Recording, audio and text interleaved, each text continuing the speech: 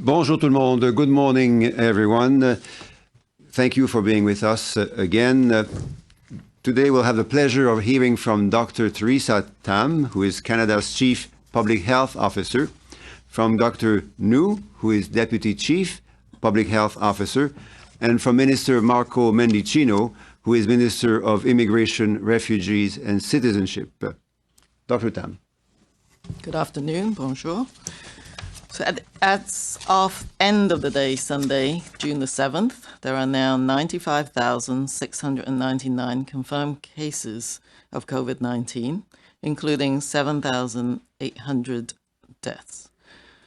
54,233, or 57%, have now recovered.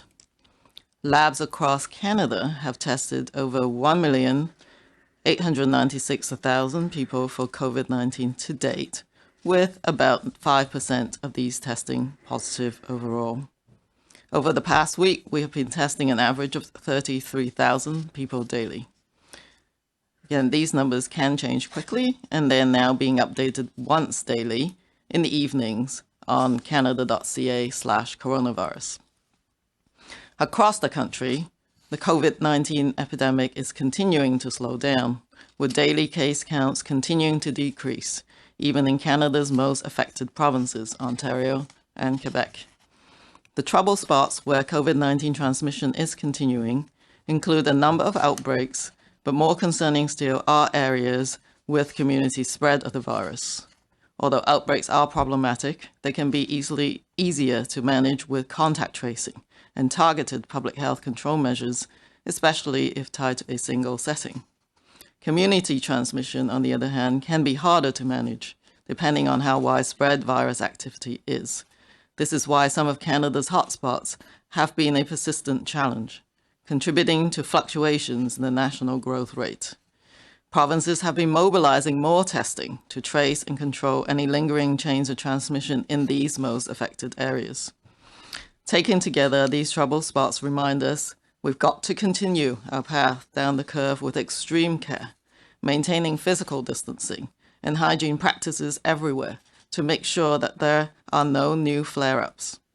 I know it's been difficult dealing with these weeks and months of uncertainty, and despite the fact that we're not there yet and that we still don't know what lies ahead, there is one thing that has become clear, is that Canadians will unite with determination to get through adversity together, and will keep on doing it to protect our families, our communities, and our society. When we began this journey, I had believed in the strength of Canadians, but what I have seen over these difficult months has been so much more than I imagined, and it's enough to give me assurance we'll get through the uncertainties ahead too. Thank you. Merci. Thank you very much, Dr. Tam. Dr. Nu, please. Merci. Thank you. As of the end of the day, Sunday, June 7th, there are now 95,699 confirmed cases, including 7,800 deaths. 54,233, or 57%, have now recovered. Labs across Canada have tested over 1,896,000 people for COVID-19 to date, with about 5% of these testing positive overall. Over the past week, we have been testing an average of 33,000 people daily. These numbers change quickly and are now being updated once daily in the evenings on canada.ca/coronavirus. Across the country, the COVID-19 epidemic is continuing to slow down, with daily cases continuing to decrease, even in Canada's most affected provinces, Ontario and Quebec. The trouble spots where COVID-19 transmission is continuing include a number of outbreaks, but more concerning still are areas with community spread of the virus. Although outbreaks are problematic, they can be easier to manage with contact tracing and targeted public health control measures, especially if tied to a single setting. Community transmission, on the other hand, can be harder to manage, depending on how widespread our virus activity is. This is why some of Canada's hotspots have been persistent challenge, contributing to fluctuations in the national growth rate. Provinces have been mobilizing more testing to trace and control any lingering chains of transmission in these most affected areas. Taken together, these trouble spots remind us that we've got to continue our path down the curve with extreme care, maintaining physical distancing and hygiene practices everywhere to make sure that there are no new flare-ups. I know it's been difficult dealing with these weeks and months of uncertainty.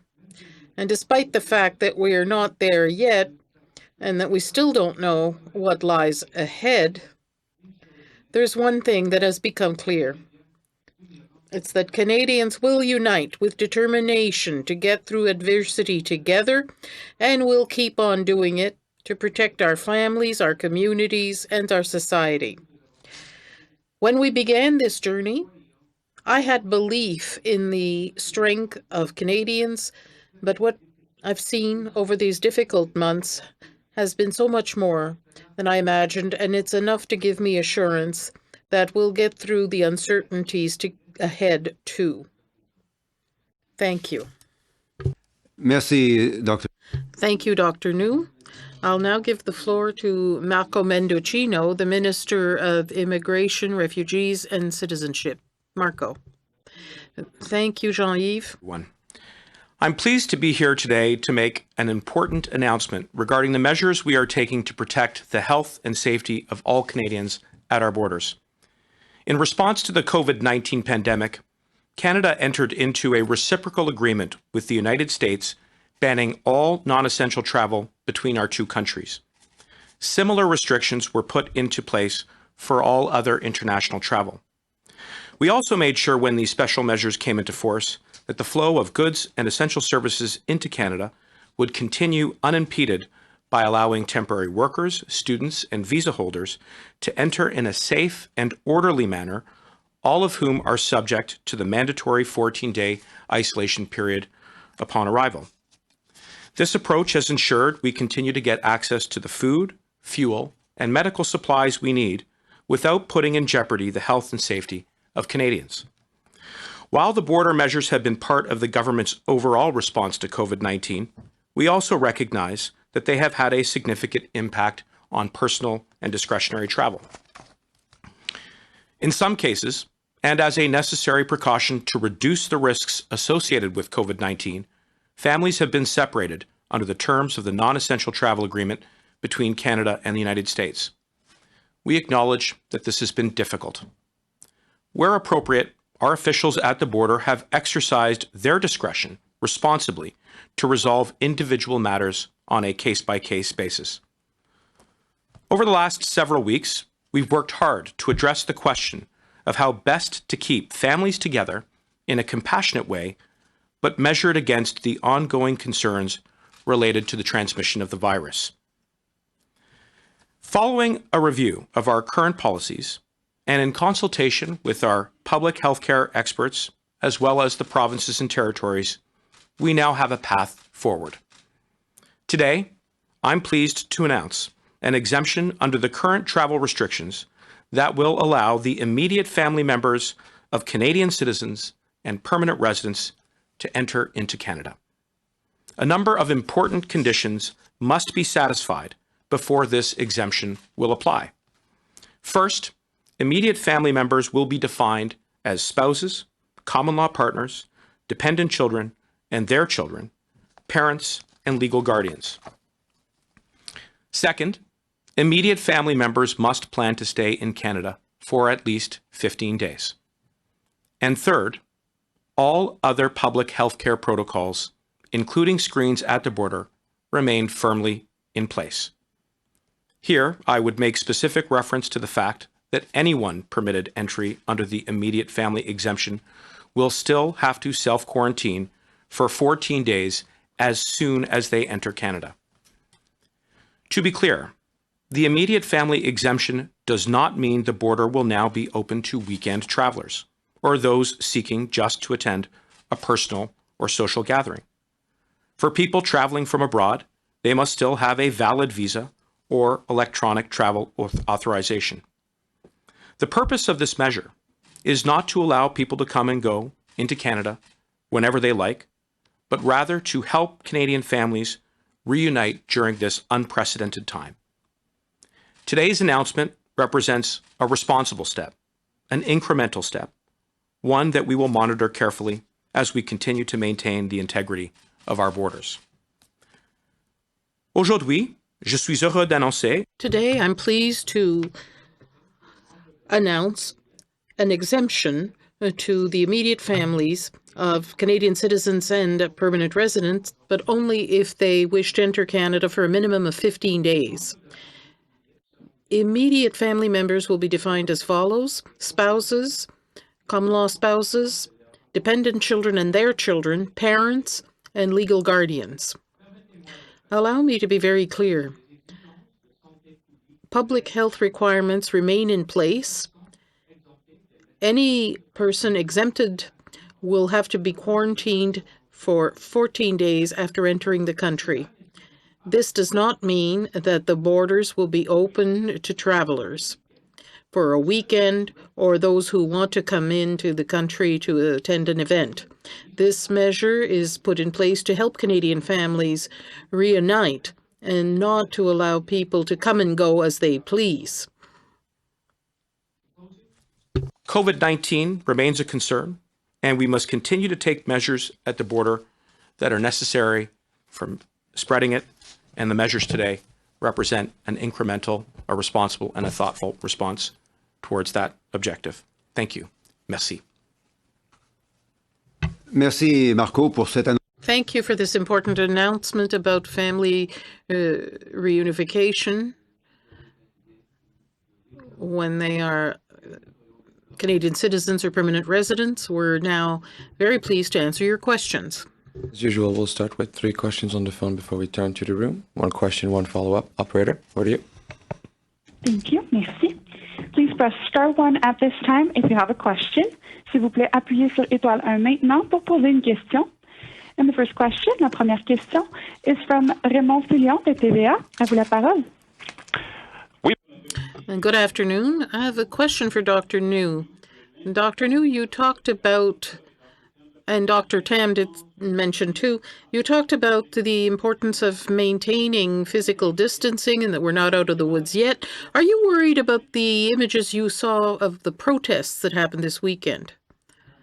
Thank you for the question.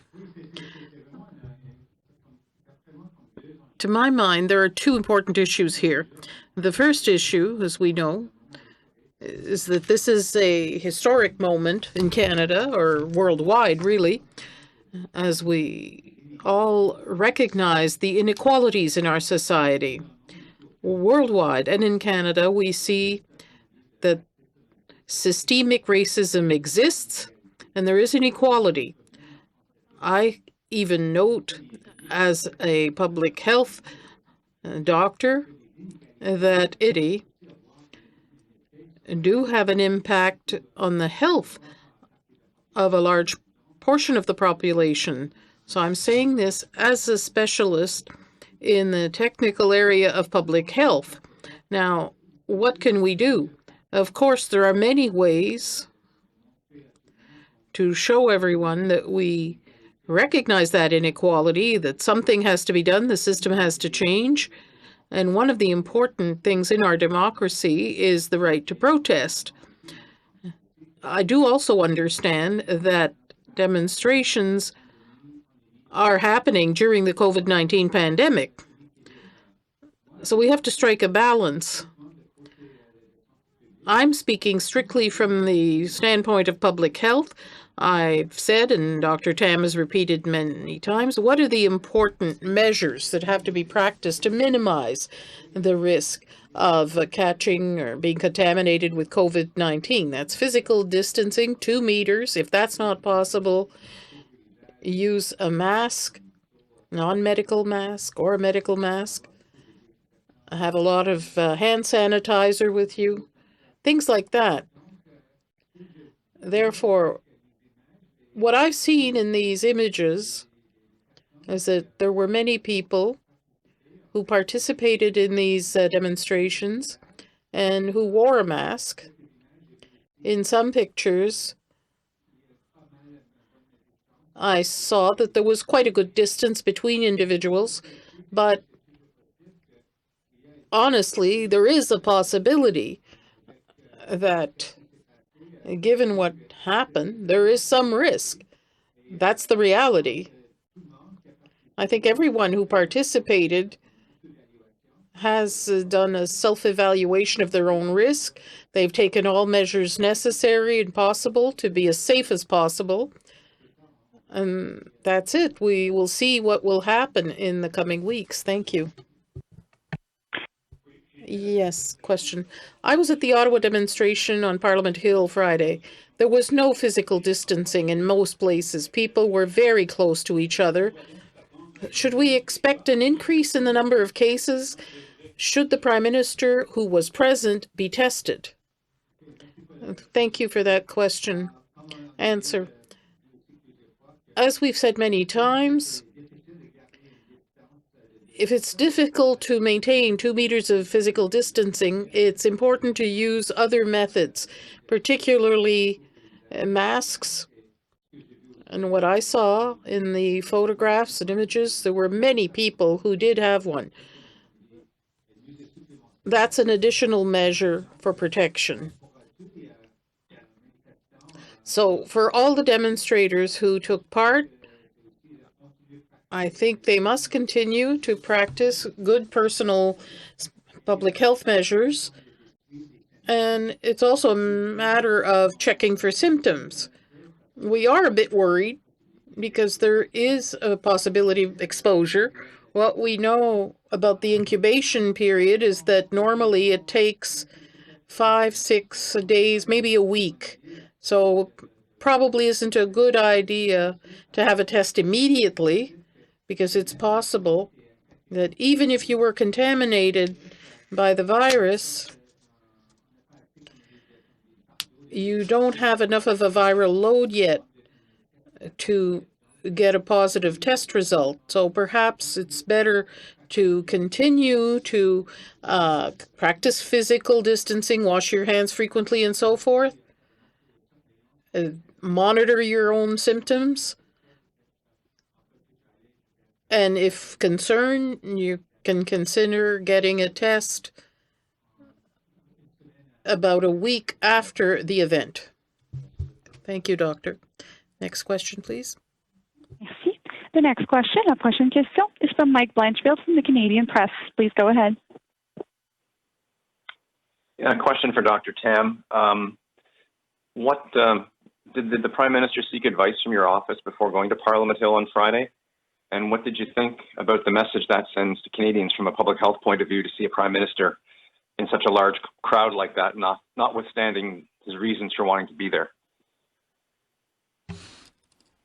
Yes, so I essentially provided advice to all Canadians and then provided some messaging to that effect. So as Dr. New also said, that this is a very difficult situation to look at the balance. Absolutely, Canadians have a right to protest, and racism, anti-Black racism, is a long time in the making and is a health equity issue.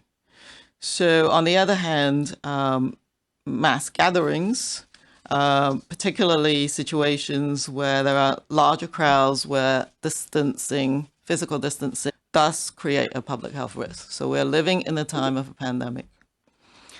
But I think it would be unrealistic for public health to think that, so in that instance, our job is to provide the actual advice for people to how to keep themselves as safe as possible.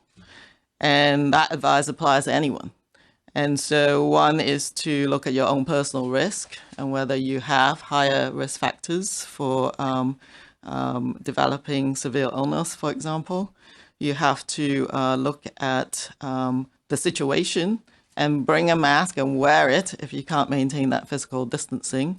Having hand sanitizers, And but it is quite a difficult situation to control, and I think public health will be watching very carefully for any increases in transmission, because it is a setting of risk. Even though it's outdoors, it's just people are quite close together, maybe for a significant period of time. So as a result, I think people who participated in mass gatherings should evaluate what actually happened to them in that setting. Exposures, contact your local public health for a direction on testing. And so, yeah, it's a tricky situation, but I think from a public health perspective, we were just trying to be realistic. It's a bit like a harm reduction approach. People are going to want to exercise their rights, and this is an extremely important issue for Canadian society. So we have to propose, can't do protests virtually. Mr. Blanchfield, follow up? Yeah, from a public health point of view, again, Dr. Tam, will police wearing body cameras improve the safety and health of vulnerable populations? And do you support, again, from a public health point of view, the transfer of funding from police to non-policing interventions to deal with mental health issues and other social supports? Well, what I can speak to more generally is that stigma in all of its forms, discrimination, and the health inequities that ensue is a public health issue. And racism, homophobia, transphobia, sexism, all of those manifestations of stigma and discrimination impacts health in at least three fundamental ways. I think most importantly, it impacts access to the resources that, promotes good health, access to the healthcare system, access to social services, education, and all those support systems. Secondly, it can lead to direct effects on health, including physical injury and violence related health conditions. It also can lead to chronic stress, which can lead to increase in mental health concerns and physical health concerns, which increases your cardiovascular disease or your blood pressure, which of course also is a risk factor for COVID-19. So it's a complex intertwine of issues. And so I think that policymakers and society writ large in every sector, whether it's law enforcement and others, should carefully examine all the ways in which we can all do our part, including the healthcare system, in reducing stigma and discrimination writ large. Merci, Dr. Tam. Opérateur, prochaine question, s'il vous plaît. Thank you. Merci. The next question, la prochaine question est de Brigitte Bureau de Radio-Canada. À vous la parole. Oui, bon. Good afternoon, Mr. Mendocino. Flights are being organized to bring Canadians back from Peru next week. This is one example. Elise Craig wants to come home with her Peruvian husband, but he was refused a visa for temporary residence. In these situations, be able to enter Canada now. Well, as I said, there is a system in place. We need controls to protect the safety of Canadians. This afternoon's announcement is to create an exemption that would apply to family members who are very close to a Canadian citizen or a permanent resident. All the rules that are in place to reduce risks attached to COVID-19 remain in place. And when there are issues of high risk, we evaluate things on a case-by-case basis. Follow-up? Question. Will immediate family members have to get out? And if so, will you make sure that your bureaucrats will act quickly? Because in some cases, it's urgent. We know that after this flight from Peru, there may not be another one for months. Answer. As I said, There are some circumstances where there's an emergency or where the objective of the trip is discretion that exists, but this discretion has to be exercised with a great deal of responsibility to accomplish the objective of protecting the health of Canadians, and it even applies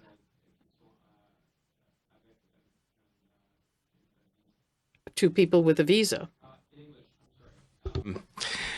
So, as I have said, the announcement today relates to creating a family exemption for the immediate family members of Canadian citizens and permanent residents. It ensures that the public health care controls remain in place. So even where this exemption applies, everyone entering under it must still abide by the mandatory 14-day isolation period. And with regards to those immediate family members who are related to those who hold valid visas here, this exemption does not apply. But there is still a residual discretion which looks to assess all of the circumstances and ensures that the purpose of that travel is necessary without in any way compromising the health and safety of Canadians. Thank you, Minister. We will now turn to the room for questions, starting with Annie from CTV. Yeah, I guess I can't take this off. Hi, it's Annie Bergeron-Oliver with CTV National News. My question is for Dr. Tam as well as Minister Mendocino. So we're opening the border today for family reunifications, and you just talked about the need for this 14-day quarantine. However, with rules loosened right across the country in terms of who can get a test, I'm hearing from more and more Canadian international travelers who are getting tested the day they come back into Canada. And if that test is negative, they are skipping the 14-day quarantine. So one, is this accurate, that international travelers, when they land into Canada, if they have a negative test, they no longer have to quarantine? And two, what assurances do you have that Canadians who are coming in or travelers are indeed abiding by that 14-day quarantine rule? So your initial statement is incorrect. Everyone who comes in who is not exempted, like an essential service worker who's driving a truck who has to go past the border. If you so then everyone is mandated under the Quarantine Act to be in quarantine for 14 days. And we will examine the role of laboratory testing. But if you can imagine, if you test negative on the first day, that doesn't actually mean that you're not actually incubating the virus, because we know the incubation period in general is about 5 or 6 days, but it can be longer than that. So the Quarantine Act, as it stands, requires that 14-day mandatory quarantine. Yeah, I have very little to add other than to say that, again, the exemption for immediate family members still must be subject to the rigorous public health care controls which are in place as a means of reducing the risk of transmission for those entering into Canada. Okay, great. You talked about as well that, a lot of people are asymptomatic and sometimes the test won't pick it up unless you have enough of the viral load. You also mentioned that Canadians should be monitoring themselves for symptoms and keeping an eye on it if they attended any of the rallies across Canada this week. So what is your advice to Canadians who attended those rallies, including the Prime Minister? Would you advise them to remain isolated this week and get a COVID-19 test, in 5 to 7 days?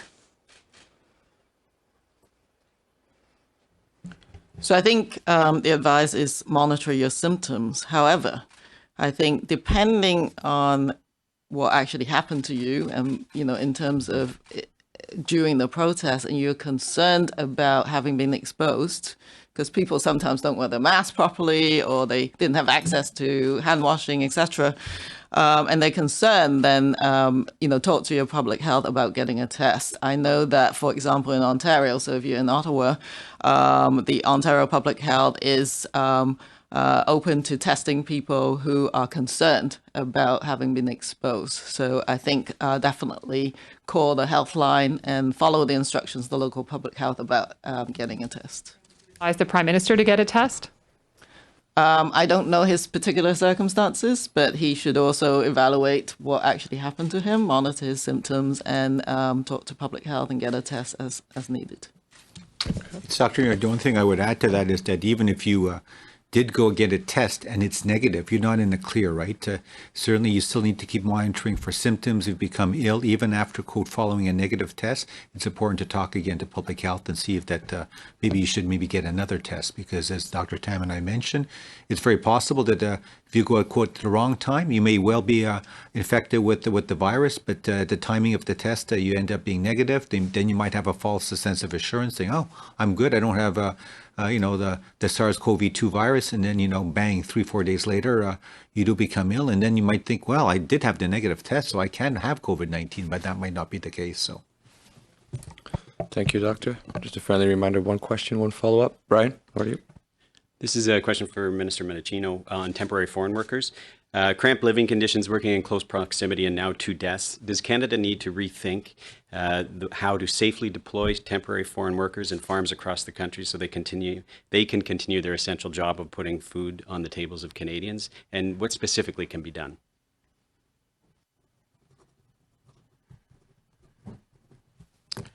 Well, let me begin by expressing my sympathy to the 2 migrant workers that I'm aware of who have passed away from COVID-19 while coming to Canada to ensure that Canadians can still get access to safe and affordable food. And it goes without saying that we are concerned about the reports of outbreaks on farms and at food processing plants across the country. And we're working very, very closely with our provincial partners as well as the farmers and the employers who welcome the temporary workers. We have put into place a number of investments and supports to ensure that every temporary foreign worker can apply their trade in a safe and healthy environment. We provided $50 million to farmers, which would be distributed to workers, $1,500 per individual. We have also put into place a number of inspection powers so that the Government of Canada, in conjunction with the province, can actually go to these sites and evaluate whether or not the distancing, the accommodations, which were designed to be facilitated by those investments, are actually taking place. And I know that representatives from our government, our level of government, are continuing to undertake those inspections. And we will continue to examine ways in which we can raise the level of health and safety in our food processing plants and on our farms, because we know this is very important. And what's it going to take to make these conditions safer for these workers? Obviously, the cramped living conditions are a concern, but what can be done on the ground to make sure that they're safe? Well, first and foremost, we need continued collaboration between our level of government and our provincial counterparts, and certainly for my part, but I know as well, Minister Bibeau, Minister Qualtrough, Minister Jordan have all been in very close and consistent touch with their counterparts as well to ensure that we are protecting the health and safety of migrant workers and indeed all Canadians who work on farms. And from that cooperation, we hope to exercise the inspection and the regulatory powers which were brought in as a response to COVID-19, and also to look at ways in which we can deliver the financial support that is necessary to create that space, to create those accommodations which allow workers the distance that they need to abide by the 14-day isolation period, which is one of the cornerstones of our strategy in welcoming temporary residents and indeed all returning travelers to Canada. Thank you, Minister. Nous allons maintenant retourner au téléphone. Opératrice, prochaine question. Thank you. Merci. The next question, la prochaine question is from Lauren Gardner from Politico. Please go ahead. Hi, this question is for Minister Mendicino. Brian Higgins, a congressman in the United States from the Buffalo area, has called for the Canadian and U.S. governments to do more to allow families who are separated by the border to see each other, but also for Americans who own homes in Canada to be able to cross to check on them. Given today's announcement about families being able to see each other, do you have any response to his ask that Americans or those living on this side of the border who do own property in Canada, whether they might be able to, at some point this summer, be able to go check on those properties. Well, the first thing that I would say is that the current non-essential travel agreement that we have in place with the United States is the product of extensive collaboration between our two governments, which is a reflection, close friendship between our two countries, as well as the border that we share. It's important to note that the exemption that we announced today is very incremental. It's very targeted and focused on immediate family members who have relatives who are Canadian citizens and Canadian permanent residents, as a way to keep them together throughout this very unprecedented time without in any way compromising the health and safety of Canadians while we manage our response to the pandemic. Other examples of travel, like the ones that you've mentioned and that the ones that have been discussed south of the border, are not captured by this exemption, and so will still be subject to all of the screens which we have in place in the border, which really attempts to focus the nature of the travel as being essential and non-discretionary. Lauren, follow up? Can you clarify the exemption that was announced today? Is that effective immediately, or is this going to be effective come the next deadline in a couple of weeks for the agreement to be renewed? It's already come into force, and I believe the in effect date is June 5th, and we will verify that for you. Thank you, Minister. Operator. Merci. The last question, la dernière question, is from Catherine Lévesque de la Presse canadienne. À vous la parole. Oui. Question. Thank you. My questions are for Mr. Mendocino. I want to make sure of something. You say that what was announced today has been in effect for 3 days now?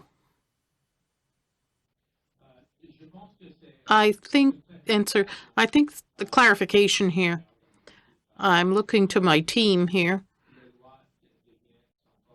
The law comes into effect today, tonight. That's the clarification. I apologize. Midnight tonight.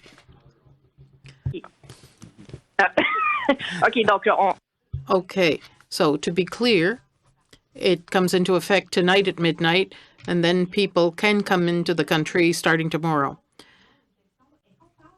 Another clarification. Are we talking about people coming through the American border only, or everywhere in the world where separated family members can come back?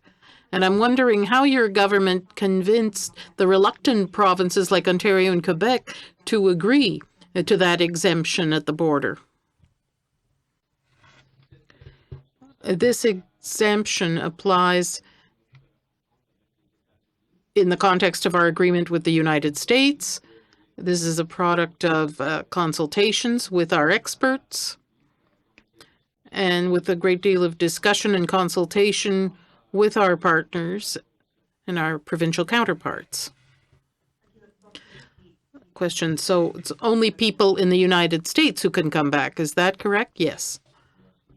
Thank you, Minister. One last question.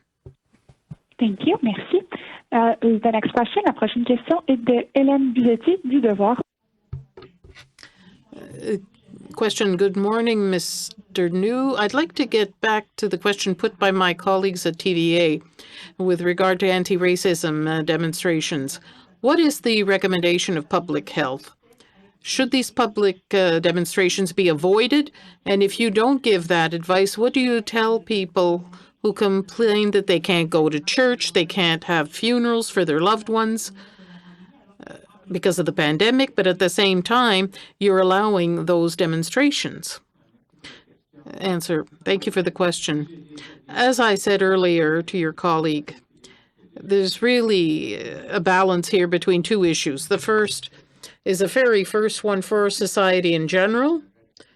Systemic racism, inequality in our society that have an effect on health and safety for everyone who live in our society. So as a public health specialist, I do appreciate that important issue. The second issue is, yes, indeed, given what's going on, it's going on during this COVID-19 pandemic. So what's the balance to be struck here between the right of Canadians who want to recognize the importance of the first issue, their right to demonstrate, it's a right in a democracy, and respecting all the public health measures, even individual protection measures? To our mind, we can always make recommendations for public safety in general, but it's also very important to follow the local